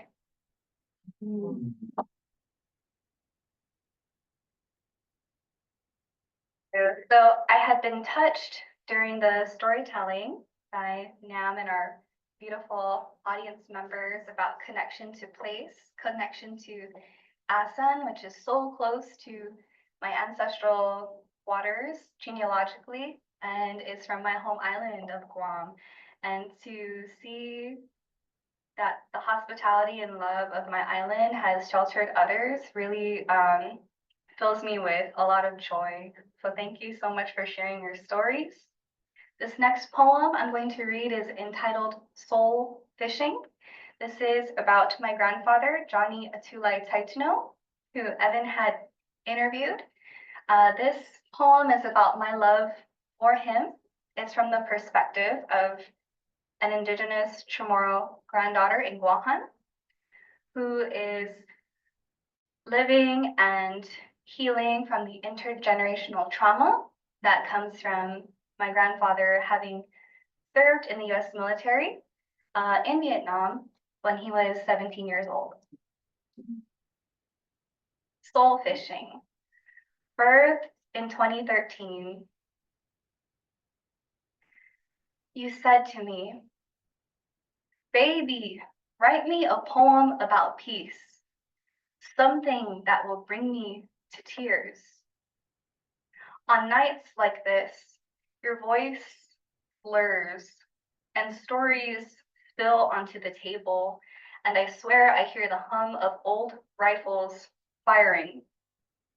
The walls of our home transform into jungle, and you are a young CHamoru boy once again on the front line of America's war in Vietnam. You were a Navy corpsman. At age 17, they called you Doc. You took cover from bullets, placed pressure on wounds, cauterized and stitched skin. You were the island boy who taught starving US Marines how to pick and peel mangoes from trees. You were Patera, midwife, to village mothers birthing babies, Papa. I always wanted to be brave like you. Night after night, I sat at age 17 and you 63 at your outdoor coffee table, cigarette in hand. I would swat away the smoke and drink in your stories. Papa, my bare feet were still tender. I wasn't ready to walk a mile in your shoes during the war. You found what remained of your best friend in a tree. Clumps of his butchered flesh hung from branches like mangoes. I watched you try to numb the flashbacks with alcohol. With a 12-pack catalyst of abuse, you shot curses from your tongue like bullets, except we became the casualties. Our family has been bleeding for decades in the aftermath. Papa, I would do anything to set you free from post-traumatic stress disorder, PTSD. Papa, 10 years later, I don't sit at your table, but I carry you with me. I write this poem for our generational healing. You told me, "Baby, write me a poem about peace." This poem is for you. See, Papa, you are not just a corpsman. You are a legendary local fisherman. You are Johnny Atulai, catching legendary schools of Guihan. Today, you stitch nets, doctor plants in your garden, share stories and water seeds, sea salt and soil, cleanse your tainted memories. You said, "Baby, don't come to me with a penny in your pocket because I've got $100 worth of experience, Papa. Whether you are a corpsman or a fisherman, I have 28 years worth of loving you, and no memory of war could sever how proud I am to be a part of you. My apatti is a gunta of strength, and my voice, like yours, rings loud through the silence. Thank you for taking me soul fishing." Thank you.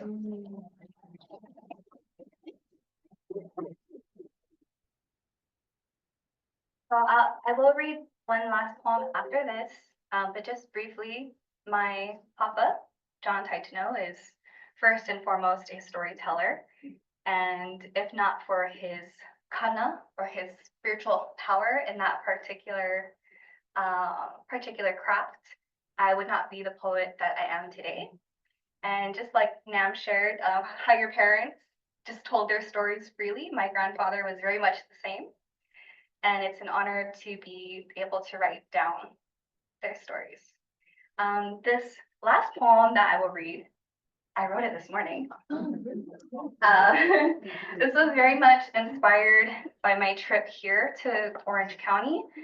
Thank you, Evan, for your hospitality, and thank you, Dr. Tiara Nakuti, for your hospitality too. The past couple days have been so nourishing to me, and I have been thinking about this third love poem.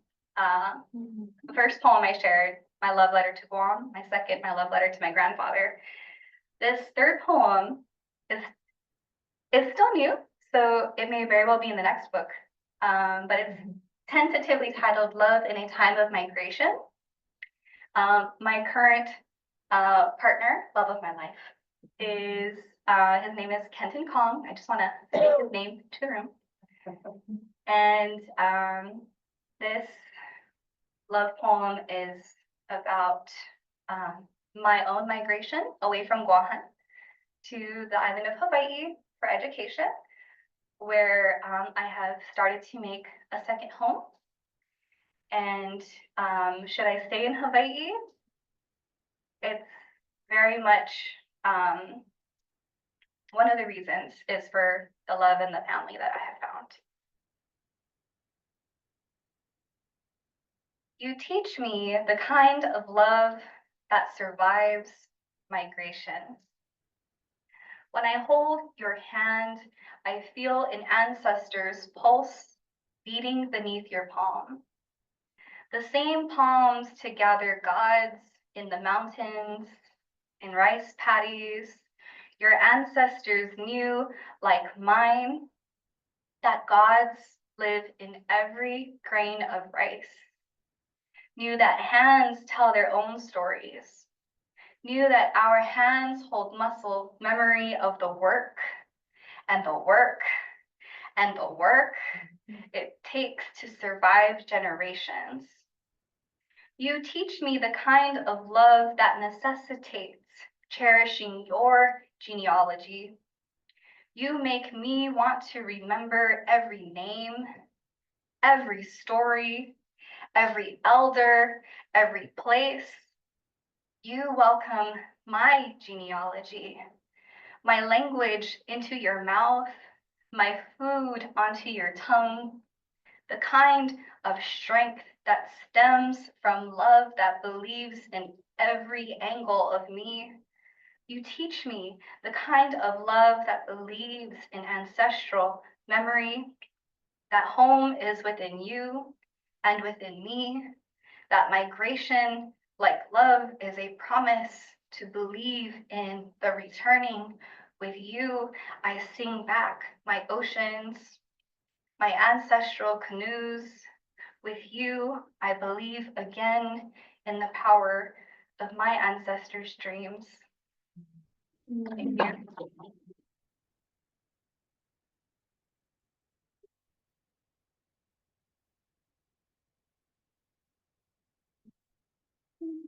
Stand over here, maybe. Okay, so I'm just gonna open up with a couple of questions for Arielle, and then we will open it up for a couple questions from the audience. Thank you so much for sharing your stories, and we're so grateful to be able to hear your new and unfolding work as well. And I really love how this theme of migration and intergenerational stories that get passed down is the common thread line that I see in today's events.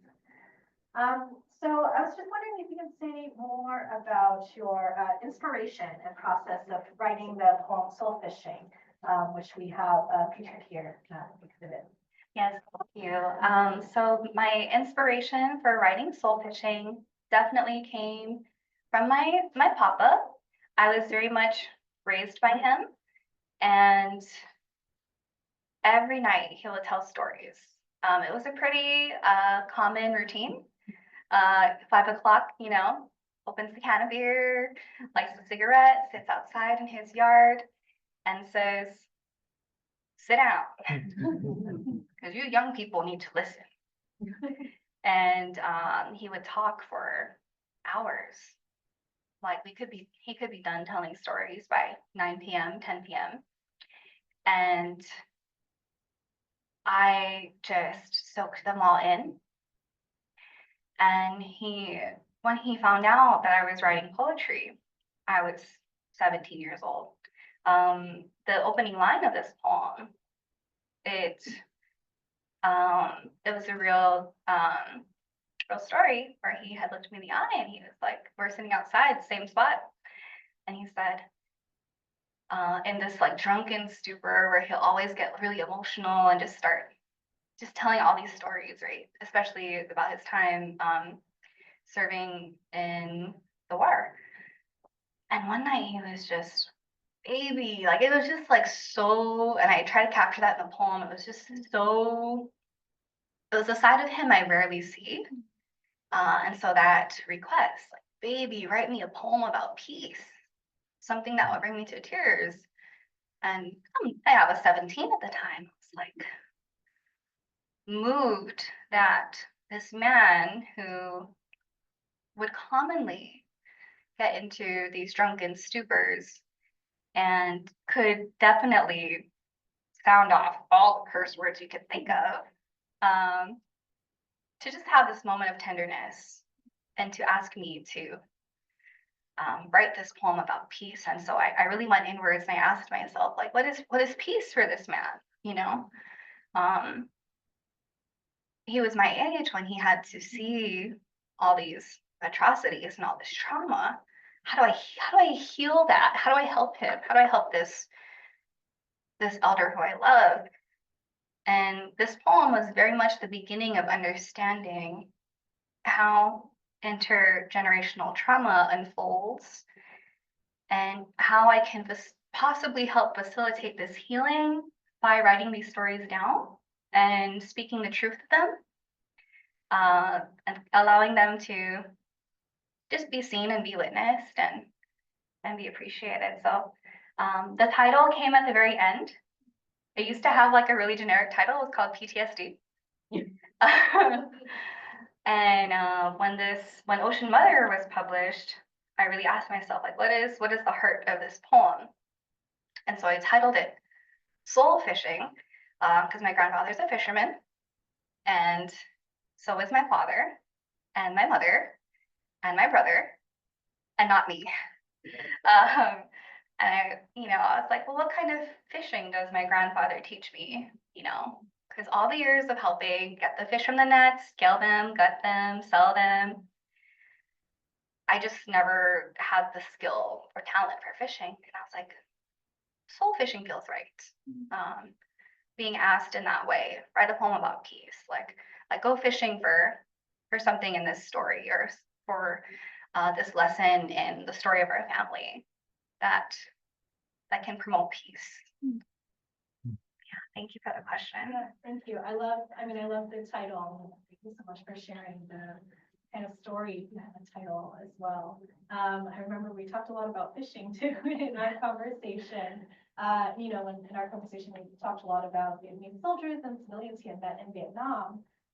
But one thing that really struck me is that he also was able to reconnect on a different level with all the Vietnamese American, Vietnamese refugees who lived and stayed still in Guam, and he's re-encountering them, on the ships and the mission boats. So. Thank you. I love that, and that's what I appreciate about Faye is really offering another layer to his story, and how I just feel compelled to share very briefly the line about him showing the U.S. Marines these are mangoes, you can eat them, and they're like, what? Or how he had helped deliver babies from the different families in Vietnam, and just coming back to that love and charisma. This guy's got charisma, despite the craziest things he says, just for other people. Yeah, thank you. Yeah. I just want to kind of open up to the full volume. If you could say a little bit more about your motivations and process of putting the poems together. You interweave your many different family member stories, and of course the story of Guam and that genealogical connection as well. So tell us a little bit more, about that process of how this book came into being. Oh, wow, that's such a big question.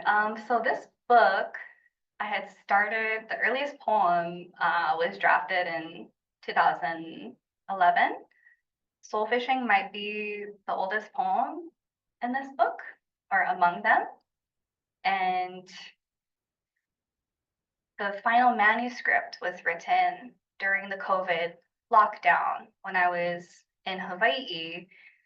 I was born and raised in Guam, never left, lived there my whole life. I got accepted to my PhD program. I go during COVID. This is like August 2020. And to be utterly alone in a new place was so culturally jarring.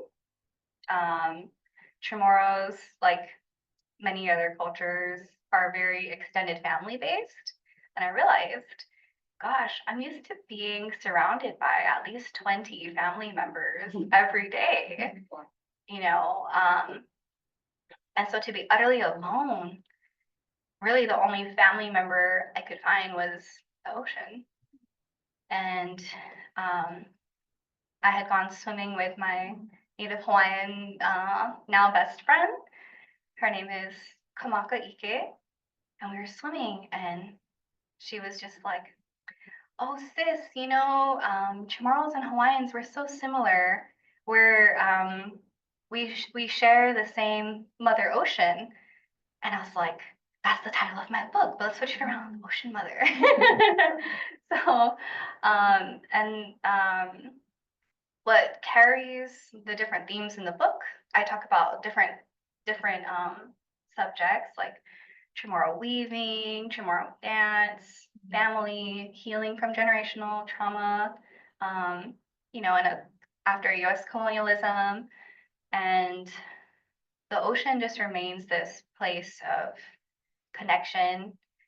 I do also acknowledge the power and the danger of the ocean, and how that's something my grandfather teaches me as well, that you have to respect a particular place, and how that information is with me wherever I go in my journey of migration, whether to Hawaii, here to Tonga lands, wherever I travel, just to abide by the same rule of respect the ocean, know the ocean, humble yourself before this place, or you may very likely drown.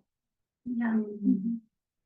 Thank you for that advice. So just one last question before we open it up for audience Q&A, both in person and in Zoom. So I know we have lots of storytellers in the audience in many different forms. So what advice would you give to folks who are looking to tell their stories, particularly Indigenous stories and stories of migration? Absolutely. My advice is to write and write and write. As fundamental as it sounds, just finding time in the day, setting that 7-minute timer, and just allowing your body to dictate what stories you write down. Like, I know that sounds like a very like fundamental piece of advice, but giving yourself that time to write, believing in your stories.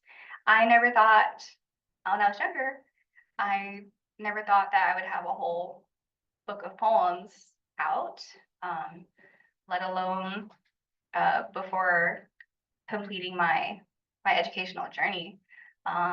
So don't sell yourselves short. For Indigenous and refugee identifying folks, like there's pain and beauty in the stories we tell, and the particular angle and experience you have, like nobody else will share. And I think that's also a theme of today. Every story is sacred. Every story is special, and we need to hear your stories. So Thank you. Terry, for sharing your family story. I'd like to open it up to the audience for any questions or comments. I could probably just talk about it. Pardon? I wonder what your grandfather thought of your poem. he loved it. The first version of it is a little different from this one. But he asked me for a copy, the printed copy, which I think was in like, I printed for him when I was 17. It was in like Calibri font and like blue, light blue, with the title PTSD on it. And he comes out, same spot, like at his house with the 2 chairs facing the garden. I'm like sitting there one night and he comes out after, I don't know if I had printed the poem for him or my grandma, I don't quite remember. But he had come out with it and, gosh, I'm tearing up telling the story, but he came out and he sat down and he said, oh no, he was standing and swaying. He was like this with the poem. He's like, baby, this is worth more than any medal of honor. So yeah, So he liked it. he liked it. That's great. Really nice.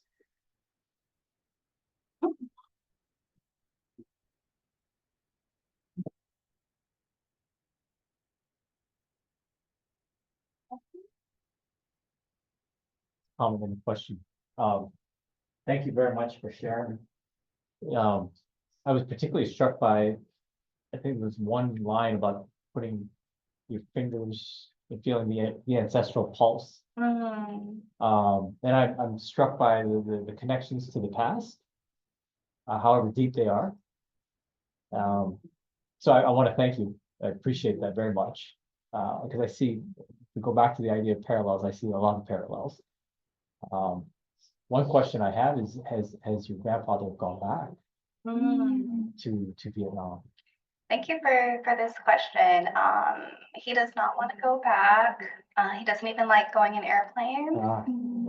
He's like, I've been in one helicopter that fell out of the sky. Why would I ever willingly want to get in the aircraft? Yeah. But my grandmother has gone. Oh. My grandma Bobby, she's very much his rock. And there's this line they always sing at like the Purple Heart parties, like he's got a purple heart, she has a heart of gold. She's very much been that archivist. She's gone to Cambodia and Vietnam, and she's largely the one writing down the more tender parts of his story that maybe he's not ready to share with the rest of us. Yeah. Thank you. Thank you for the work that you do. Thank you. Thank you so much for such beautiful language and for sharing just your memory of your father. It's very moving, both in your telling it now, and I'm gonna get the copy of the book. But maybe you can just share a little bit about the context of behind and the U.S. military there, and the fact that so many Chamorros do have to involve the military as their main form of living, of making a living. So just, and that's why we ended up, I'm from Vietnam originally and also went to Guam for a bit right after the war and ended. So, that the whole context of U.S. militarism really does contextualize our connected lives. And can I just say something else? Ever can you go stand by that again? By that picture. I have been sitting here looking at this family resemblance. I just want to share. Yeah. That is my mother and Evan's grandmother. So this whole time I'm just saying, oh my God, that's the same person. Beautiful. Thank you so much for this. Yeah. Thank you so much for this very important question. There's so much I can say about Guam's history and relationship with the U.S. military. To try and be succinct about it, Guam has been occupied by the U.S. military since 1898, and Guam had also been occupied by Japan by the Japanese military during World War II from 1941 to 1944, and then reoccupied by the US today. This topic is for my family in particular, I always have to answer this question from both the perspective of a scholar and a granddaughter. As a scholar, one key component of the relationship is many Chamorros, because of our colonial condition, we have a very high rate of poverty in Guam. And so Chamorro men especially, enlist in the U.S. military for a number of reasons. One is for economic reasons.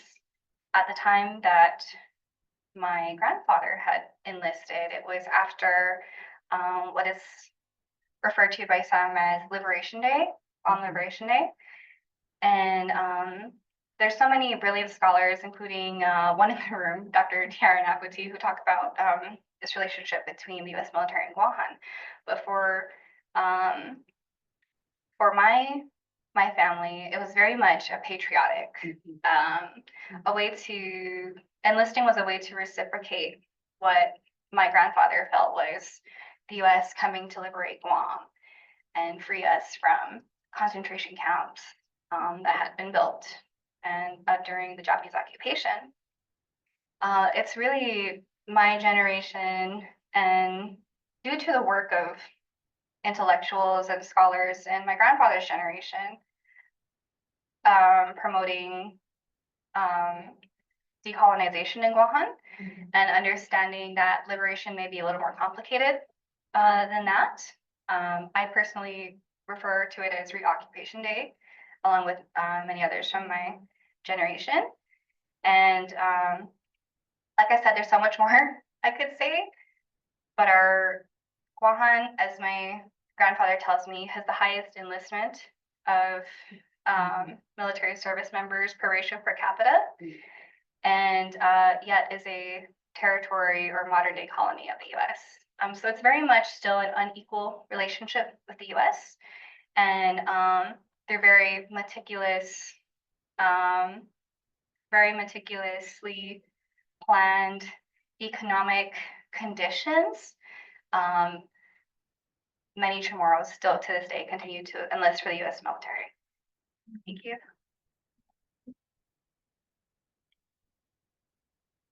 First, I want to say thank you for your work, and I definitely also teared up hearing soul fishing, some gut-wrenching moments. But I wanted to see, do you have any work coming out, and how can we follow along with the new poetry books that you might have, like that migration poem included in? And how can we follow and support your work as an artist? Oh, thank you. Thank you so much for this question. So I will be staying back to sell and sign some books. If you're not quite ready to buy a book today, that's okay. I have a new website that Lowe created for me. It's the beautiful, amazing Lowe. It's Arielle Taitano.wordpress.com. You can also find me on Instagram, Facebook. I have a pretty open door policy with my my social media. You can also find me at CHamoru the Poet. But I'm happy to talk story if there is any moment or any memory that has come up for you as a response to what I've written or what I've shared today. I just really love hearing other people's stories. So if you want to connect, please do. I'm an open book.